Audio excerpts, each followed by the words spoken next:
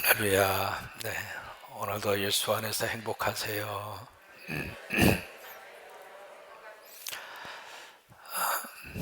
어제 이제 6월절에 예수님의 성전을 정화하는 그 사건이 있었죠.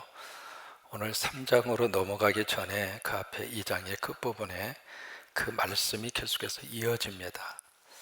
그래서 6월절에 예수님이 예루살렘에 어느 정도 그렇게 머무시게 되는데 23절에 보시면 그 앞에 2장 23절에 보시면 6월절에 예수께서 예루살렘에 계시니 많은 사람이 그의 행하시는 무엇을 보고 표적을 보고 그의 이름을 어떻게 했으나 믿었으나. 여러분, 그 말씀을 읽으면서 무슨 생각이 드느냐면 이게 개운하지가 않아요. 그의 이름을 믿었다, 그 말씀으로 딱 끝나면 얼마나 축복이에요. 근데 믿었으나 라고 하는 말씀으로 그렇게 이어집니다. 요한복음에서 계속 고집스럽게 쓰고 있는 단어가 이 표적입니다. 이 표적과 이적과 기사는, 기적은 다릅니다. 그러니까 이 표적 속에 뭐가 있느냐면 기적이 있는데 이 표적의 단어의 뜻은 기적 그 자체가 목적이 아닙니다. 예수님이 이런 기적을 행하시는 분이구나 라고 하는 기적 그 자체가 목적이 아니고, 그 기적을 통해서 하나님이 뭔가 주시고자 하는 사인이 있습니다. 이제 그걸 보아야 요한복음에서 왜 이 표적을 쓰고 있는가, 그것을 우리가 알 수가 있는 거죠. 그러니까 예루살렘에서 예수님이 많은 표적을 행하셨어요. 그리고 그 표적을 보고 그의 이름을 믿었으나 라고 하는 믿음이라고 하는 단어가 여기서 등장을 하고 있습니다. 근데 그 다음 절을 보시면은 여기 이제 예수님이 무슨 반응이 보이느냐면 24절에 예수는 그의 몸을 그들에게 뭐 하지 않았어요?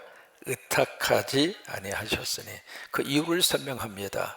왜냐하면 친히 모든 사람을 어떠하시며 아시기 때문이다 라고 하는 말로 그 이유를 설명을 하고 있습니다. 이 믿음과 의탁이라고 하는 것은 같은 뜻입니다. 내가 누구를 믿잖아요. 그러면 그 사람에게 내 모든 것을 맡기는 거예요. 그게 믿음이에요. 내가 누구를 믿는다고 하면서도 줄까 말까 믿는 거예요, 안 믿는 거예요? 안 믿는 거죠. 믿는 척 하는 거죠. 그러니까 이 두 단어가 같은 뜻을 가지고 있는 그런 단어인데 여기 참 묘한 묘순을 발견할 수 있습니다. 사람들은 믿었는데 예수님은 안 맡기셨어요. 왜요? 예수님이 사람들을 어떻게 하시니까? 알기 때문이다. 무슨 얘기냐면 그들이 믿는다고 말은 하고 있지만은 지금 그들이 믿고 있는 그 믿음이 바른 믿음이 아니라 그 말이에요. 온전하게 예수님을 믿고 있는 게 아니에요. 믿는 모양만 갖춘 것뿐이죠. 경건의 모양만 있는 것뿐이죠. 여러분, 우리가 예수 그리스도를 믿을 때 그런 믿음이 아니라 온전한 믿음, 그 믿음을 주님께서는 원하시는 거예요. 사람의 거칠에만 이렇게 보면서 이 친구 예수 잘 믿는구나, 신앙생활 잘하는구나. 주님은 그런 분이 아니잖아요. 그것으로 넘어가실 분이 아니잖아요. 사람의 속을 정확하게 알고 있기 때문에 이 새벽 예배하는 여러분들의 내면과 영적인 모든 것을 주님은 알고 있잖아요. 왜 이 새벽을 깨우고 있는지, 무엇을 위해서 소리 조금만 키워요. 무엇을 위해서 지금 기도하고 있는지 주님께서 아시잖아요. 그러니까 그 속을 아시기 때문에 사람들은 믿는 것처럼 보였으나 주님은 의탁하지 않았어요. 근데 이 배경 속에서 오늘 성경에서 만나는 주인공이 있습니다. 주인공의 이름이 누구죠? 니고데모입니다. 그러니까 이 니고데모라고 하는 사람도 여기 그 앞절에 보시면은 예수님의 그 표적을 보고 여기 23절에 한두 사람이 아닙니다. 많은 사람이에요. 많은 사람이 그의 행하시는 표적을 보고 그의 이름을 믿었으나 그 많은 사람 가운데 한 사람이 누구냐면 니고데모라 그 말이에요. 그러면서 3장 1절 말씀으로 이어집니다. 그런데 라고 하는 이 접속사로 그 다음 절이 이어지는 거예요. 여러분, 이 니고데모라고 하는 사람, 이 사람은 마태나 마가나 누가복음, 공간복음서는 거의 언급이 되지 않는 사람입니다. 그쪽에서는 거의 옆으로 제껴놨어요. 니고데모에 대해서는. 그런데 이 제껴놓은 이 니고데모를 요한은 주목을 합니다. 여러분, 왜 요한은 니고데모를 꺼냈을까? 니고데모를 정면으로 등장을 시켰을까? 그 이유가 있죠. 요한복음을 기록한 목적이 20장 끝부분에 나와져 있잖아요. 내가 이것을 기록하면 예수가 하나님의 아들이심을 믿게 하려 함이고 그를 믿어 영생을 얻게 하려 하심이더라. 이게 요한복음을 기록한 목적이에요. 그 목적에 부합한 인물이 니고데모라 그 말이에요. 그래서 이제 니고데모를 등장을 시키는데 이 니고데모가 요한복음 속에서 3번 등장을 해요. 이 3번 등장을 하는데 그 과정 속에서 많은 것을 생각을 하게 합니다. 첫째로 오늘 요한복음 3장에서 등장을 하잖아요. 그 3장에 등장을 하는데 3장에 등장하는 이 니고데모의 모습은 구도자의 모습이에요.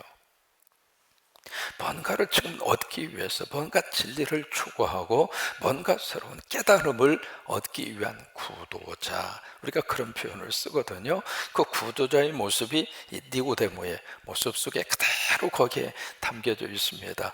예수님은 니고데모를 대상으로 해서 1대1 제자 양육을 시키는 모습이에요. 그게 이제 요한복음의 특징인데 마태나 마가나 누가는 말씀을 전할 때 대중을 상대합니다. 많은 무리를 상대해서 말씀을 전하는데 요한복음에서는 아주 개인적으로 1대1로, 요한복음 4장의 수가성 여인과도 1대1로 대화를 나누시잖아요. 니고데모하고도 1대1로 대화를 그렇게 나누세요. 대화를 나누시면서 성경에서 가장 유명한 구절을 누구한테 해주는가? 니고데모에게. 요한복음 3장 16절. 여러분 노래로 그 구절 하실 수 있죠? 하나님의 세상을 이처럼 사랑하사 독생자를 주셨으니 누구든지 예수 믿으면 멸망한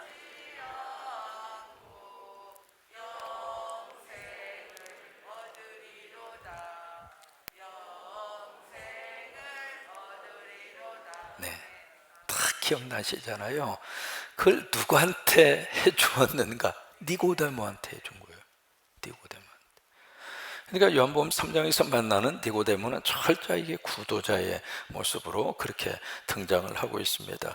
두 번째, 요한복음 7장에서 니고데모를 만납니다. 요한복음 7장으로 가서 보시면 예수님을 확 잡아서 죽이려고 그럽니다. 거기에 바리새파, 대제사장까지 총동원에 대해서, 그래서 분위기가 굉장히 싸늘하고 험악합니다.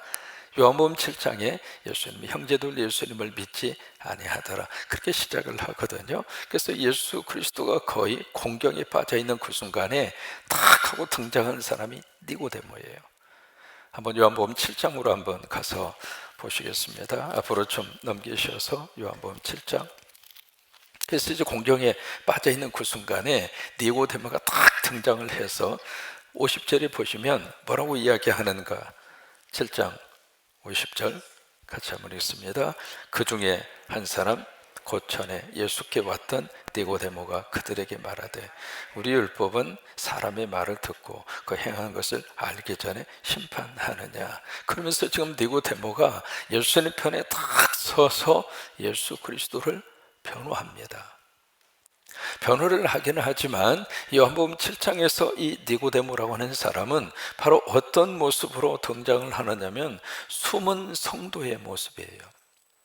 자기 자신의 정체성을 드러내지는 않습니다. 그저 여기 율법이라고 하는 판례, 그 판례를 근거로 해서 우리가 말이야, 우리가 지금까지 이 사람의 행위 그 자체를 직접적으로 본인을 통해서 확인하지 않고 우리가 재판을 하고 심판을 하는 것은 법에 어긋난다.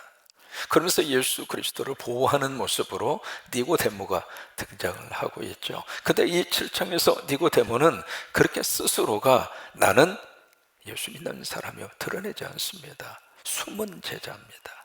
숨은 제자의 모습으로. 이제 이런 과정을 밟던 이 니고데모가 세 번째 어디에서 등장하는가? 요한복음 19장에서 등장을 합니다.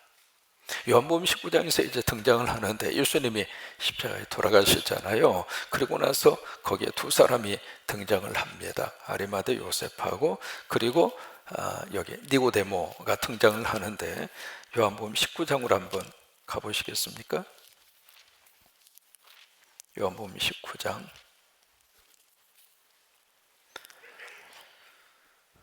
이제 38절부터 보시면은 거기 아리마대 사람 요셉이 등장을 하죠. 등장을 해요. 근데 38절에 아리마대 사람 요셉은 예수의 제자이지만 유대인들이 두려워 그것을 숨기더니, 그러니까 숨은 제자로 살았던 사람 중에 한 사람이 아리마대 요셉이에요. 근데 2일 후에 빌라도에게 예수의 시체를 가져가기를 구하며, 이 일이 바로 무슨 일이냐면 예수님이 십자가에 돌아가시잖아요. 그 일이 있은 다음에 이 아리마대 요셉이 커밍아웃을 해요. 그래서 2일 후에 빌라도에게 자기의 정체성을 드러내요. 나 예수 믿는 사람이라고, 나 예수의 제자라고, 그렇게 본인의 신분을 드러내고 그리고 예수님의 시체를 가져가기를 구하죠. 그래서 빌라도가 허락을 합니다. 그래서 예수님의 시체를 가져가잖아요. 그 다음에 39절에 함께 있습니다. 일찍이 예수께 밤에 찾아왔던 니고데모도 몰약과 침향 섞은 것을 100리트리쯤 가지고 온지라. 100리트리쯤은 키로로 계산하면 약 한 32kg 정도 돼요. 굉장히 많은 양이죠. 방부제입니다. 이것을 누가 가지고 왔는가? 니고데모가 가지고 와요. 니고데모가 가지고 오는데 여기 39절에 그 앞에다가 딱 하나 단서 조항을 붙입니다. 일찍이 예수님에게 언제 찾아왔어요? 밤에 찾아왔다. 구태여 그것을 꼭 여기다가 밝힐 이유가 있었을까? 여러분, 이 밤이라고 하는 단어, 지금 요한복음에서 쓰고 있는 이 단어가 무엇을 우리에게 딱 제시하고 있는가? 이 밤이라고 하는 것은 어둠이잖아요. 어둠이라고 하는 것은 죽음을 의미하는 거예요. 또 하나, 이 죽음이라고 하는 것은 영적인 무지를 말하는 거예요. 그러니까 그 밤에 찾아왔던 니고데모, 근데 지금 이 말씀이 지금 진행되어져 가는 그것은, 그 시간은 밤일까요? 낮일까요? 낮이에요. 낮. 예수님이 이제 안식일 그 전날 시신을 치워야 되기 때문에 해가 지기 전에 이루어지는 사건이라 그 말이에요. 지금 니고데모가 낮에 지금 예수님을 위해서 방부제를 가지고 왔는데 그 니고데모가 전에는 언제 왔는가? 밤에 왔던 사람이다. 밤에 왔던 사람인데 이 사람이 이제 낮에 예수님을 위해서 이 일을 하고 있다 그 말이에요. 지금 뭔가 요한이 이 글을 성령의 감동으로 쓰면서 우리에게 뭘 지금 심어주고 싶은가 이해가 되십니까? 전에는 밤에 속한 사람이었어요. 근데 이 사람이 이제 요한복음 19장에 와서는 커밍아웃을 한 거예요. 낮의 사람으로 바꾸어졌던 사람이에요. 전에는 어두움에 속했던 사람이 이제는 빛에 속한 사람으로, 전에는 영적인 무지 가운데 있었던 사람이 이제는 영적인 예수 그리스도의 은혜와 예수 그리스도로 충만한 사람으로 바꾸어진 거예요. 여러분, 그렇게 되시기를 축복합니다. 그러니까 이 세 번째 이 단계에 와서는 바로 우리가 영어로 좀 써볼게요. 커밍아웃을 한 거예요. 내가 예수의 제자라고 하는 것을 드러낸 거죠. 이게 니고데모를 통해서 보여주는 세 가지의 그런 단계입니다. 맨 처음에는 구도자의 모습으로 도대체 예수가 뭔가, 도대체 예수가 말하고 있는 그 진리라고 하는 게 과연 뭔가, 교회가 어떤 장소인가, 성경이 과연 뭘 말하고 있는가, 나름대로 어떤 진리에 대해서 호기심이 있을 수도 있고 성경 말씀을 듣고도 싶고, 그래서 어떤 구도자의 마음으로 처음에 출발을 했던 이 니고데모가 그 다음에 가서는 뭔가 주님을 영접한 것 같은데 내가 예수 믿는다고 하는 사실을 드러내지를 못하는 거예요. 여러분, 우리 주변에도 그런 사람이 참 많습니다.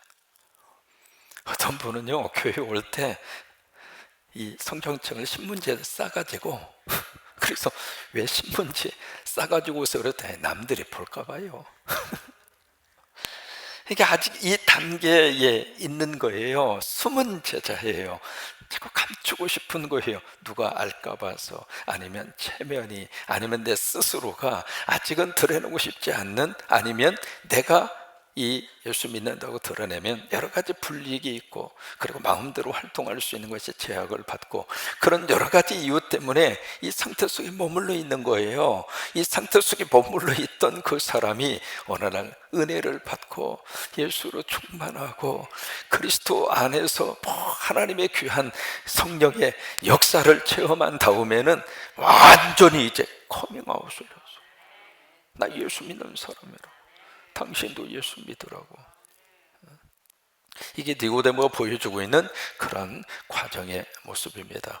오늘 이제 3장이 바로 이 단계입니다. 후도자의 그런 자세예요. 3장 1절을 보시면은 니고데모의 신상 명세서를 두 가지로 설명합니다. 바리새인이죠. 여기 바리새파라고 하는 것은 구별된 사람이라 그 말이에요. 그러면서 또 하나 니고데모는 유대인의 지도자라 이렇게 번역을 했죠. 그 이야기는 유대인의 산헤드린이라고 하는 공회원의 멤버였다 그 말이에요. 로마가 이제 통치하던 그 시절에 로마 정부 당국이 각 나라마다 지방 자치를 허용을 합니다.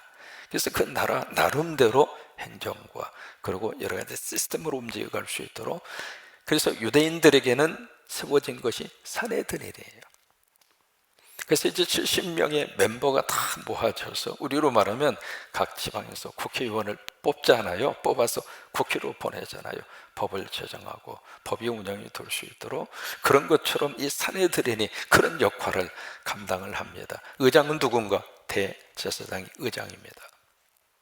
그러니까 니고데모가 상당한 고위층이에요. 이것이 니고데모 가지고 있는 그의 배경이에요. 그런 배경인데, 이제를 보시면은 그가 예수님에게 언제 왔어요? 밤에 옵니다. 이 밤이라고 하는 이 단어를 통해서 요한은 니고데모가 가지고 있는 어떤 그의 심리적인, 그의 정신적인 그의 상태를 그대로 우리에게 보여주고 있는 거예요. 밤에 올 수밖에 없는 니고데모, 밤에 잠을 자지 않고 예수님에게 찾아올 수밖에 없는 니고데모의 정신의 상태, 여러 가지 것을 이 단어 속에다 그대로 담아서 우리에게 말씀을 하고 있는 거죠. 이제 밤에 예수님에게 찾아옵니다. 찾아와서 그렇게 대답을 해요. 라비요, 우리가 당신은 하나님께로부터 오시는 선생인 줄을 아나이다. 참 여기에 참 뉘앙스가 그래요. 라비요, 우리가 당신은 하나님께로부터 오신 선생인 줄을 아나이다. 이게 니고데모의 수준입니다. 여기 하나님께로부터 온 선생이 아니라 하나님의 아들이십니다. 여기까지 가야 되잖아요. 근데 니고데모는 거기까지 아직 못 가는 거예요. 그냥 하나의 좋은 위대한 스승 정도로만 예수 그리스도를 인식하고 있는 거예요. 그래서 선생인 줄을 아나이다. 하나님이 함께 하시지 아니하시면, 이게 바로 뭐냐면 임마누엘입니다. 그러니까 니고데모가 구약 성경 지식이 굉장히 해박했던 거죠. 그래서 임마누엘로 그렇게 고백을 하시면서 당신이 행하시는 이 표적을 아무도 할 수 없음이니이다. 그러니까 3절에 예수님이 니고데모에게 그렇게 말씀을 하시죠. 진실로 진실로. 이게 바로 아멘 아멘이에요. 아멘 아멘. 그러면서 사람이 거듭나지 않으면 하나님 나라를 볼 수 없다. 여기서 이제 거듭남이라고 하는 단어를 주님이 쓰십니다. 이 거듭남이라고 하는 게 바로 중생이죠. 중생, 거듭남. 영어로는 born again이라고 하는, again, 다시 본, 태어난다 그 말이에요. 다시 태어난다. 근데 이 born again, 중생이라고 하는 단어가 두 가지의 뜻이 있습니다. 첫째는 다시 태어난다. 이게 첫 번째 뜻이고요. 두 번째는 하늘로부터. 그 두 가지의 뜻이 있어요. 이 거듭남이라고 하는 단어 자체가 그 두 가지의 뜻을 가지고 있는데, 니고데모는 이것을 이 단어를 어떻게 받아들였는가? 다시 태어나는 것으로 받아들여요. 그러니까 사람은 자기 수준만큼 듣고 자기 수준만큼 보이는 거예요. 같은 말을 들어도 그 말씀이 내 속에 깊이 와 닿을 수 있는 이유는 내 속에 깊이가 있어야 돼요. 그러니까 내 속에 있는 것만큼만 사람은 보고 들을 수밖에 없어요. 그러니까 내 안에 예수로 채워지면 예수로 들리는 거예요. 그리고 예수로 느껴지는 거고요, 예수로 보여지는 것이고요. 내가 왜 이 사람이 귀할까? 그 사람 속에서 예수가 보이는 거예요. 그래야 그 사람이 너무 소중한 사람으로 그렇게 보여지는 것이거든요. 그러니까 여기 니고데모는 예수님을 들여다볼 때, 예수님의 말씀을 들을 때 자기 수준에서만 듣고 있는 거예요. 그래서 이 중생이라고 하는 단어가 가지고 있는 첫 번째 의미로만 이 말씀을 받아들인 거예요. 다시 태어나라, 다시 태어나라. 그러니까 그 위로부터라고 하는 그 단어의 의미를 니고데모는 놓치고 있는 거죠. 그래서 니고데모의 반응이 그 다음에 그래서 나오는 겁니다. 4절, 니고데모가 이르되 사람이 늙으면 어떻게 날 수 있사옵나이까? 두 번째 모태에 들어갔다가 날 수 있사옵나이까? 그래요, 니고데모는 이럴 수밖에 없어요. 왜? 그 차원에서만 이 중생이라고 하는 단어를 받아들이는 거예요. 그 정도밖에는 모르는 거예요. 우리가 말씀을 들으면서요, 말씀 안에서 뭔가 말씀의 깊은 그 맛과 그 말씀의 그 충만한 은혜를 언제 우리가 알 수가 있겠는가? 이게요, 껍질이 깨져야 돼요. 그러니까 하나님의 말씀을 해석할 때도 그러고 말씀의 설교를 들을 때도 그러고 이게요, 머리에서만 팽팽팽팽 돌고 있으면 그 말씀은 머리에서 끝나요. 근데 그 말씀이 가슴을 쳐야 돼요. 그 말씀이 내 영혼을 두들겨야 돼요. 그리고 그 말씀이 내 영혼을 두들길 때 그때 그 말씀이 내 속에서 은혜가 되고 생명이 되고 역사가 일어나고 말씀에 살아있음을 온몸으로 감격과 감동으로 느끼는 거예요. 니고데모는 이성의 차원에서 머무르고 있습니다. 사람이 어떻게 두 번 태어날 수 있는가? 여기 본 어게인이라고 이 단어의 뜻 속에서 이 어게인이라고 하는 이 부분만 지금 생물학적인 어게인만 생각하고 있는 거죠. 어떻게 사람이, 내가 지금 나이가 몇 살인데 어머니 뱃속에 들어갔다가 또 나오라는 말이야? 그 차원으로만 좀 생각을 하고 있는 거죠. 그러니까 5절 말씀에 같이 한번 읽습니다. 예수께서 대답하시되 진실로 진실로 내게 이르노니 사람이 물과 성령으로 나지 아니하면 하나님 나라에 들어갈 수 없다. 이 중생의 하나님으로부터라고 하는 차원을 예수님이 여기서 니고데모에게 말씀을 하시는 거예요. 생물학적인 의미에서 다시 태어나라, 그 차원을 뛰어넘는 중생의 말씀. 그래서 하늘로부터라고 하는 것을 지금 뭘로 말씀하시는가? 물과 뭐예요? 성령입니다. 이걸 좀 자세히 좀 기억하셔야 될 필요가 있습니다. 이 과라고 하는 이 단어가 두 가지로 해석합니다. 그리고라고 하는 말로도 해석하고요, 또 하나 즉이라고 하는 말로도 해석할 수 있어요.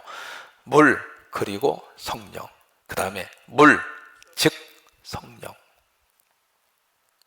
그러면 이 물이 무엇을 의미할까? 이 물이 바로 이제 베드로서, 그 다음에 야고보서에서 이 물이 무엇을 말씀을 하고 있는가? 바로 하나님의 말씀이에요. 그러니까 하나님의 말씀 그리고 성령으로, 하나님의 말씀 즉 성령으로. 왜냐하면 말씀 자체가 바로 성령으로 우리에게 주셨잖아요. 하나님의 말씀이 성령의 감동으로 우리에게 주셨잖아요. 그러니까 그 하나님의 말씀, 바로 성령으로 바로 내가 하나님의 사람으로 태어날 수 있다고 하는 거예요. 하나님의 자녀로 태어날 수 있다고 하는 거예요. 여러분, 이것이 신앙생활의 참 출발입니다. 예수 믿으면 예수님이 내 안에 들어오셔서, 사람은 참 묘합니다. 사람뿐만이 아니죠. 모든 생명체가 그렇습니다. 이렇게 표현해 볼까요? 개는 낳으면 뭘 낳죠? 개가 새끼를 낳으면 뭘 낳았다고 그러죠? 강아지, 개새끼를 낳은 거죠. 곰이 새끼를 낳으면 무슨 새끼를 낳아요? 곰 새끼를 낳죠. 돼지가 새끼를 낳으면 무슨 새끼를 낳아요?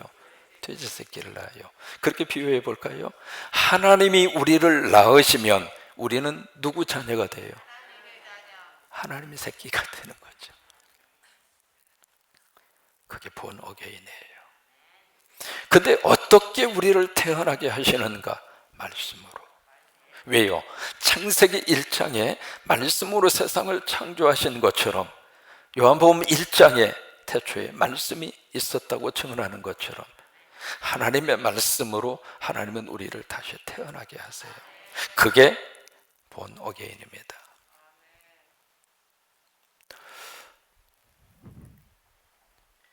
그러면서 6절 말씀에 육으로 난 것은 육이요. 이 육이라고 하는 것은 탐욕의 세계죠. 탐욕의 세계는 철저히 내가 중심이에요. 근데 그 중심의 껍질을 활짝 벗고 은혜의 세계로 들어오는 것이 영이에요. 그래서 영으로 난 것은 영이다.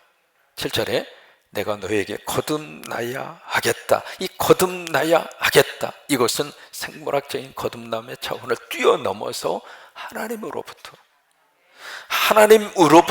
네가 물과 성령으로 다시 태어나야 하겠다고 하는 그 말에 놀랍게 생각하지 말아라.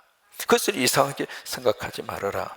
8절에 바람이 임으로 불매 내가 그 소리는 들어도 어디에서 와서 어디로 가는지 알지 못하나니. 여러분, 바람이 보입니까? 안 보입니다. 바람은 손으로 잡을 수도 없잖아요. 보이지도 않고 잡을 수도 없고. 그러면 바람의 존재를 우리가 보이지 않고 잡을 수 없으니까 없다, 그렇게 말할 수 있습니까?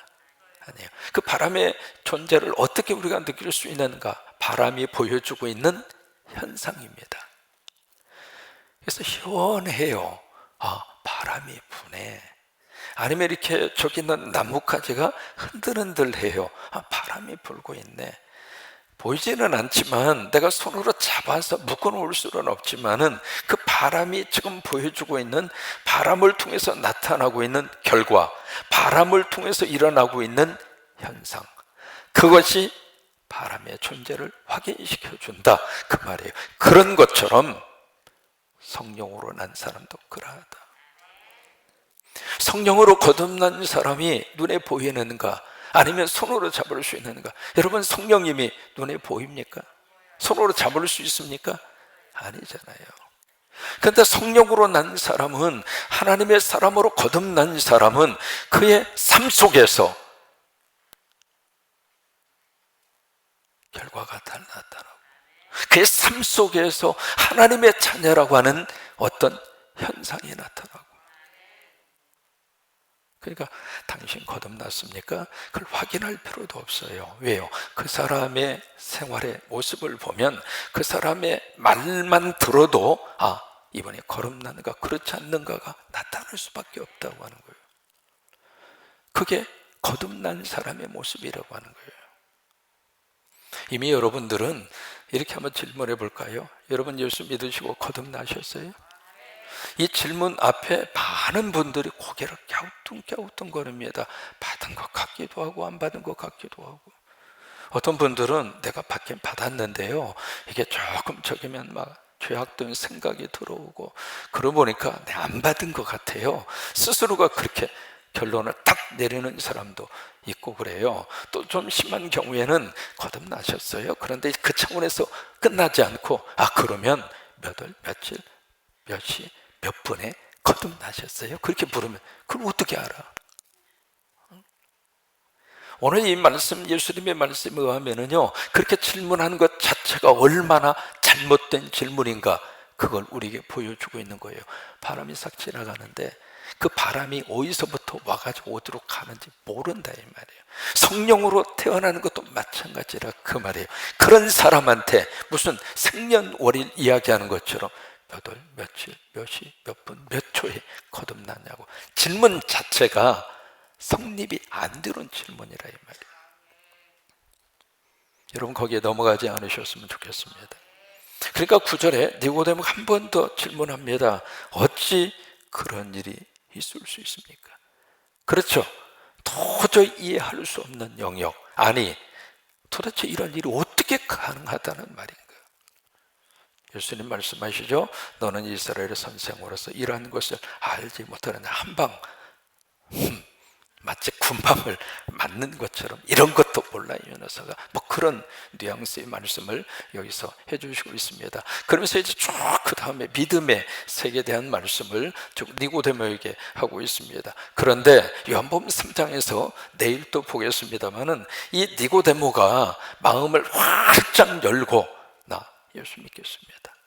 나 하나님의 자녀로 다시 태어나고 있었습니다.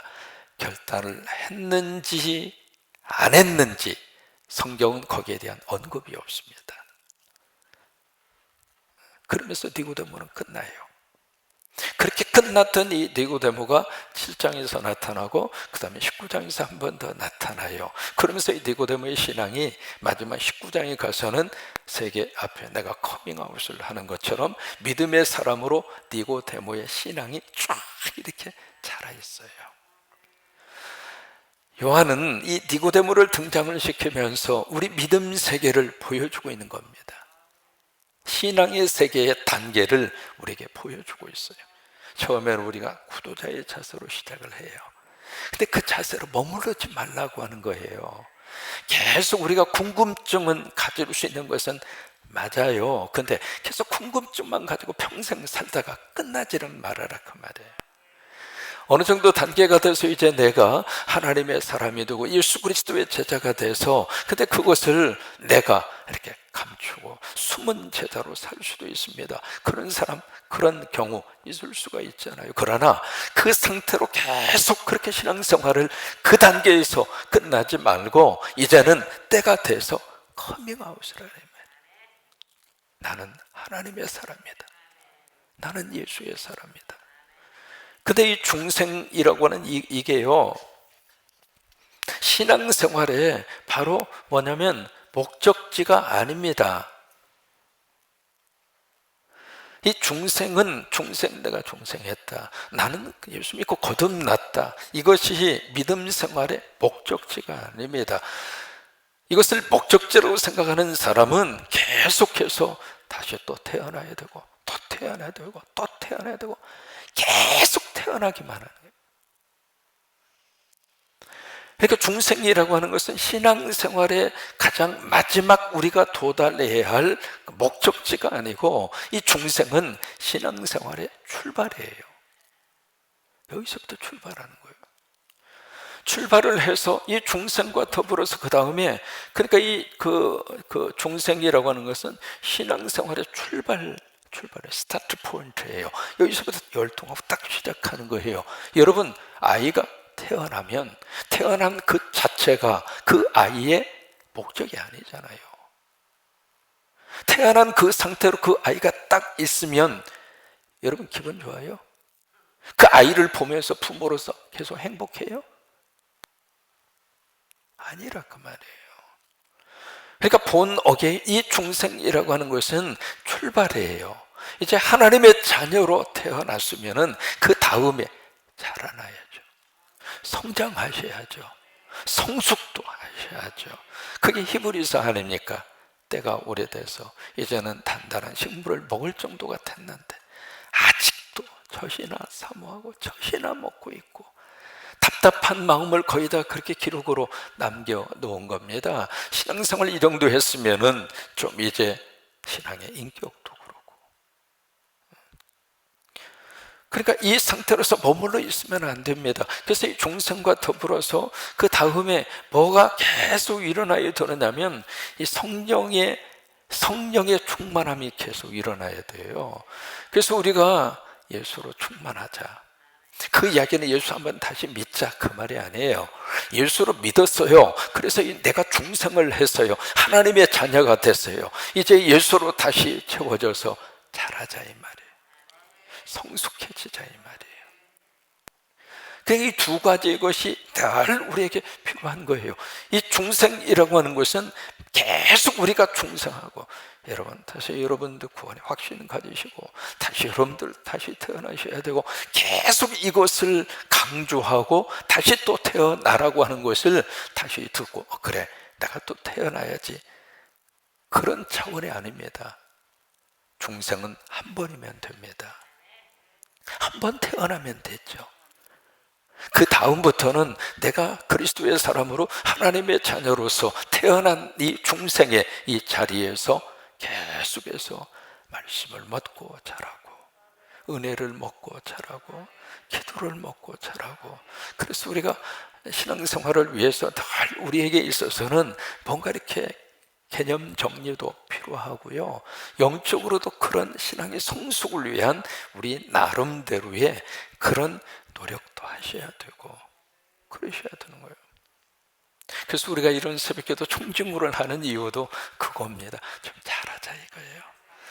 이 요한복음의 말씀을 우리가 들으면서 신앙의 기초를 다시 한번 확인을 하고, 신앙의 기초 위에서 많이 자랐지만 조금 더 자라고, 그 상태에서 조금 더 이렇게 자라나고, 그거예요. 이것이 중생이 가지고 있는 그 말씀의 의미를 그렇게 우리에게 말씀을 해주시고 있습니다.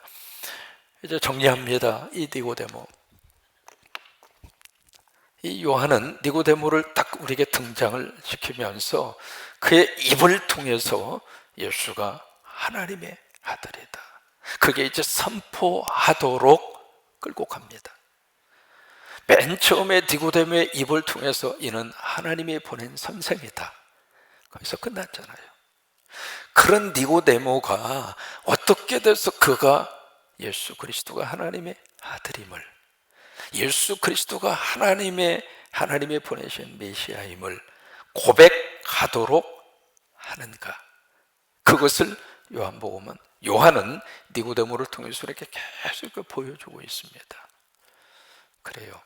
오늘도 요한복음 안에서 주시는 하나님의 은혜가 여러분 속에 충만하시기를 바라고, 그래서 그 다음에 이 니고데모하고 너무 귀한 믿음의 내용, 믿음의 핵심을 니고데모에게 1:1 제자 양육을 통해서 심어주는 것처럼 그 다음 절부터 니고데모와의 깊은 대화가 이루어지는데, 그 대화 속에서 그 유명한 하나님의 세상을 이처럼 사랑하사 독생자를 주셨으니, 그 기독교의 가장 복음의 핵심 중에 핵심.